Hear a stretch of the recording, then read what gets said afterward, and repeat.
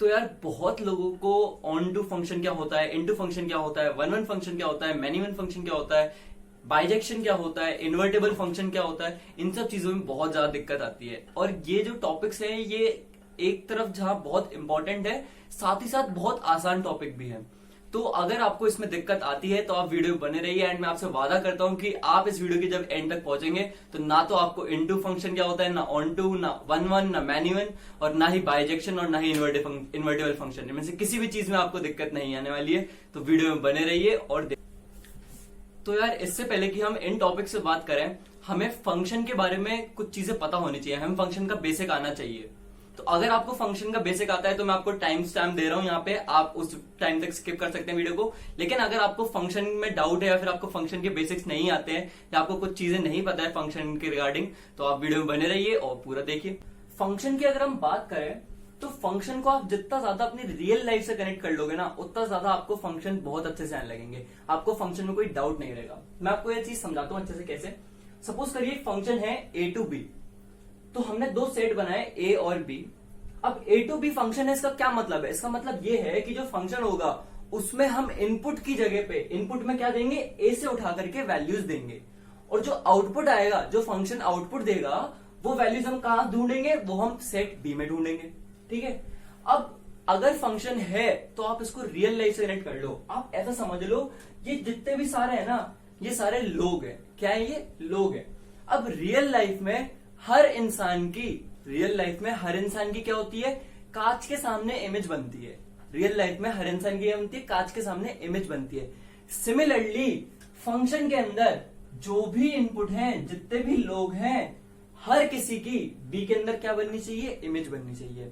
Real life में कभी ऐसा होता है कि कोई इंसान कांच के सामने खड़ा हो और उसकी इमेज ही नहीं बन रही है? नहीं होता बिल्कुल भी। तो ऐसा ही फंक्शन के केस में होता है। फंक्शन के केस में यहां पर एक भी जो वैल्यू है, ऐसा नहीं होगा कि उसकी इमेज ना बने। किसमें? बी में। मतलब कि मैं ये वैल्यूज उठा के रखूं फंक्शन में और मेरे को उसका आउटपुट ना मिले बी में, ऐसा नहीं होगा। तो फंक्शन की जो पहली प्रॉपर्टी है किसी इसको फंक्शन होने के लिए, वो पहली प्रॉपर्टी क्या है कि हर वैल्यू की, हर ए के अंदर जो वैल्यूज है उसकी क्या मिलनी चाहिए, हमें इमेज मिलनी चाहिए। किसमें?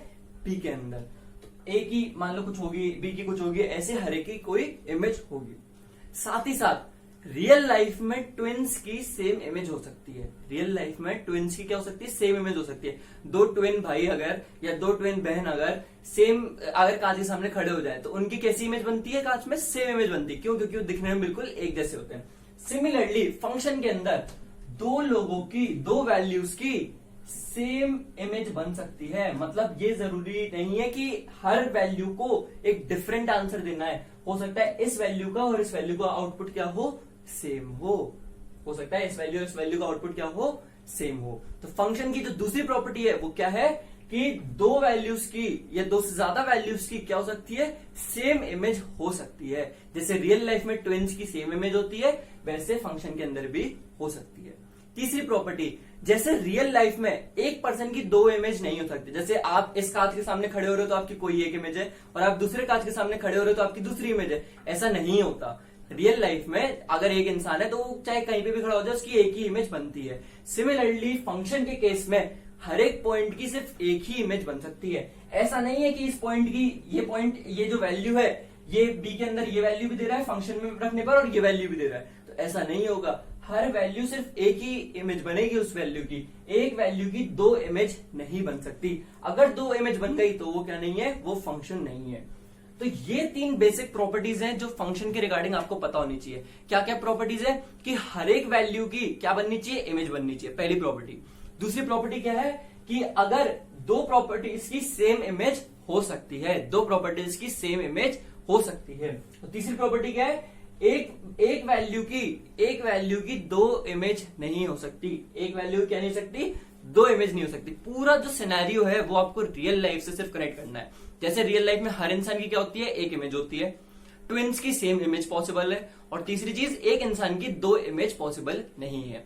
तो ये अगर आप पूरा सिनेरियो अपने दिमाग में रखोगे, आपको फंक्शन से कभी भी डरने की जरूरत नहीं है, फंक्शन से घबराने की जरूरत नहीं है। आपको क्लियर है दिमाग में कि फंक्शन क्या चीज होती है, फंक्शन की क्या प्रॉपर्टीज होती है। अगर इनमें से कोई भी प्रॉपर्टी हम प्रूव नहीं कर पा रहे हैं या फिर कोई भी प्रॉपर्टी इनमें से कोई वैलिड नहीं हो रही है, हम साफ उठा के कह देंगे कि वो फंक्शन नहीं है। क्लियर हुई चीज? तो पहले तो आप इस चीज को अच्छे से समझो कि फंक्शन क्या चीज होती है। अब हम बात करेंगे ऑन टू फंक्शन क्या होता है, इनटू फंक्शन क्या होता है, वन वन क्या होता है, मैनी वन क्या होता है। तो पहले आप इस चीज को देखो और नोट करो, ठीक है।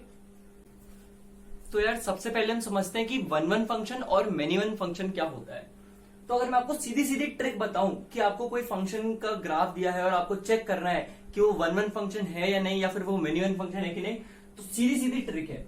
जैसे सपोज करिए आपके पास साइन एक्स का ग्राफ दे रखा है। किसका ग्राफ दे रखा है आपके पास में? साइन एक्स का ग्राफ दे रखा है। तो मैं साइन एक्स का ग्राफ बना लेता हूं यहाँ पे। ये आपको दे रखा है और आपसे पूछा था है कि ये वन वन फंक्शन है या नहीं। तो सीधी सीधी ट्रिक है, आपको जो भी ग्राफ दे रखा है आप उसमें एक्स एक्सिस के पैरेलल लाइन खींचना चालू कर दो। क्या कर दो आप? एक्स एक्सिस के पैरेलल लाइन खींचना चालू कर दो। और अगर इनमें से कोई भी लाइन जो ग्राफ है उसको एक से ज्यादा जगह पे काट रही है तो फंक्शन कैसा है? मैनी वन फंक्शन है। फंक्शन कैसा है? मैनी वन फंक्शन है। मैनी वन फंक्शन को चेक करने की क्या ट्रिक है कि आप एक्स एक्सिस के पैरेलल लाइन खींचना चालू कर दो उस ग्राफ में, और अगर कोई भी लाइन को ग्राफ एक से ज्यादा बार काट रहा है तो उसका क्या मतलब है कि फंक्शन जो है वो क्या है? मैनी वन है। सिमिलरली अगर इसी की जगह मैं कोई और ग्राफ लेता, जैसे y इक्वल टू एक्स का ग्राफ लेता मैं, तो y इक्वल टू एक्स का ग्राफ हम सभी को पता है। अब इसमें अगर मैं एक्स एक्सिस के पैरेलल लाइन खींचना चालू कर दूं तो कहीं पे भी ग्राफ जो है वो लाइन को एक से ज्यादा बार नहीं काट रहा है। कहीं पे भी जो ग्राफ है y इक्वल टू एक्स का वो लाइन को एक से ज्यादा बार नहीं काट रहा है। इसका मतलब क्या है कि y इक्वल टू एक्स जो है वो कैसा है? वन वन फंक्शन है। कैसा फंक्शन है? वन वन फंक्शन है। ये तो बात हुई चेक करने की कि हम कैसे चेक कर रहे हैं। अगर जो हम अभी तरीका देख रहे थे एरो डायग्राम की मदद से देखने का, उसमें अगर मैं बात करूं आपसे कि मैनी वन फंक्शन और वन वन फंक्शन कैसे देखना है, तो देखो अगर ये ए सेट है, मतलब कि ए टू बी अगर फंक्शन है और ए से उठा के हम वैल्यूज रखने वाले फंक्शन में और बी में आउटपुट देखने वाले हैं। तो सपोज करो ए के अंदर ये वैल्यूज हैं, बी के अंदर ये कुछ वैल्यूज हैं। मैनी वन फंक्शन में हो क्या रहा था कि अलग अलग एक्स की वैल्यूज पे हमें सेम वाई का आउटपुट मिल रहा था। हमें अलग अलग एक्स की वैल्यूज पे सेम वाई का आउटपुट मिल रहा था। यानी कि यहां पर एक से ज्यादा एक्स की वैल्यूज को, यहां पे एक से ज्यादा वैल्यूज को सेम इमेज मिलेगी। मतलब ये भी ये वैल्यू दे रहा है, ये भी ये वैल्यू दे रहा है, ये भी ये वैल्यू दे रहा है। यही चीज तो साइन एक्स के फंक्शन में हो रही थी। यहाँ पे भी हमें ये वैल्यू मिल रही है, यहाँ पे भी मिल रही है, यहाँ पे भी मिल रही है। क्लियर हुई चीज? तो अगर हम इसमें एरो डायग्राम के अंदर बात करें तो जब एक इमेज एक से ज्यादा वैल्यूज की सेम इमेज बन रही हो, जब एक से ज्यादा वैल्यूज की सेम इमेज बन रही हो तो हम क्या कहेंगे कि वो फंक्शन कैसा है? मैनी वन है। लेकिन अगर वन वन फंक्शन होता तो ये केस नहीं होता। हर पॉइंट की डिस्टिंक्ट इमेज बनती। कैसी इमेज बनती? डिस्टिंक्ट इमेज बनती, यानी कि अलग अलग इमेज बनती। इसकी इमेज ये बनती, हो सकता है इसकी इमेज ये बनती, हो सकता है इसकी इमेज ये बनती, पर सेम इमेज नहीं बनती। ये अंतर है किसमें? मैनी वन और वन वन फंक्शन में। तो आप इस अंतर को नोट करिए अच्छे से, और फिर हम ऑन टू और इनटू फंक्शन समझेंगे, और फिर उसके बाद हम समझेंगे बाइजेक्शन क्या होता है, इन्वर्टेबल फंक्शन क्या होता है, और इनवर्स मतलब जो फंक्शन का इनवर्स निकालते हैं हम, उसका ग्राफ कैसे बनाना होता है। जो हमें इनवर्स ट्रिग्नोमेट्रिक फंक्शन होते हैं, साइन इनवर्स एक्स हो गया, कॉट इनवर्स एक्स हो गया, कॉस इनवर्स एक्स हो गया, इनका ग्राफ कैसे बनाए। तो आप इस चीज को नोट करिए, फिर हम आगे बढ़ते हैं। तो देखो यार, अब हम समझते हैं कि ऑन टू फंक्शन और इनटू फंक्शन क्या होता है। सपोज करो मैंने आपसे कहा है कि एक फंक्शन है आर टू आर,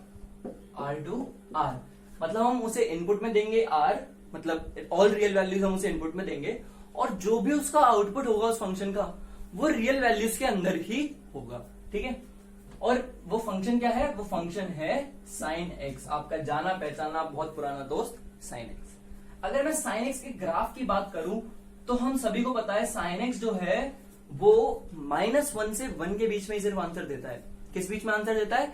-1 से 1 के बीच में ही आउटपुट देता है। थोड़ा सा ग्राफ बिगड़ गया है पर समझ लेना, ठीक है। तो -1 से 1 के बीच में क्या देता है? आउटपुट देता है।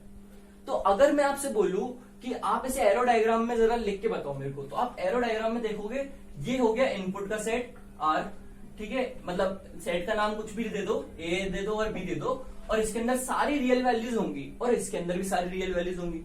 अब इनपुट में तो हम सारी रियल वैल्यूज दे रहे हैं, ठीक है, सारी रियल वैल्यूज दे रहे हैं, पर जो इमेज बन रही होंगी ना वो सिर्फ -1 से 1 के बीच की वैल्यूज के लिए बन रही होंगी।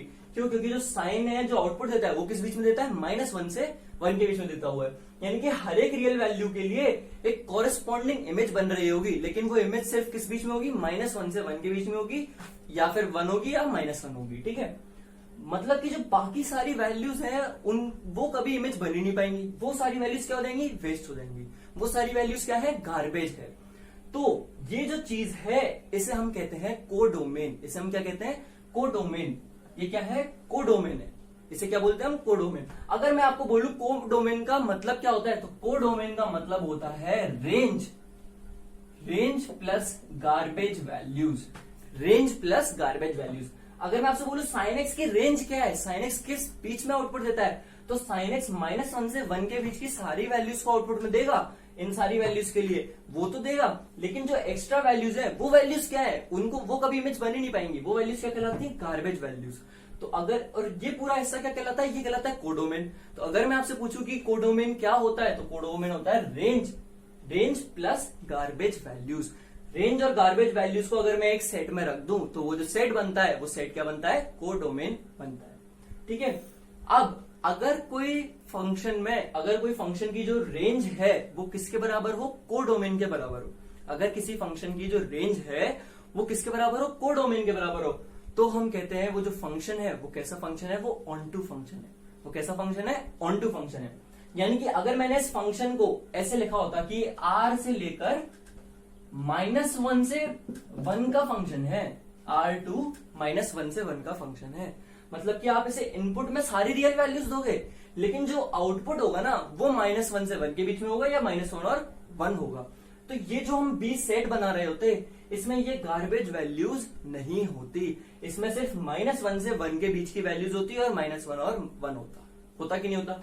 तो हम कह सकते थे कि जो भी आउटपुट इन सारी वैल्यूज पे हमें मिलेगा वो सारी वैल्यूज यहां पर है और कोई एक्स्ट्रा वैल्यू नहीं है यहाँ पे, सिर्फ जिन वैल्यू की जो वैल्यू हमें इमेज के तौर पे मिलेंगी वो ही वैल्यूज है यहाँ पे, और कोई एक्स्ट्रा वैल्यूज नहीं है, यानी कि गार्बेज वैल्यूज नहीं है।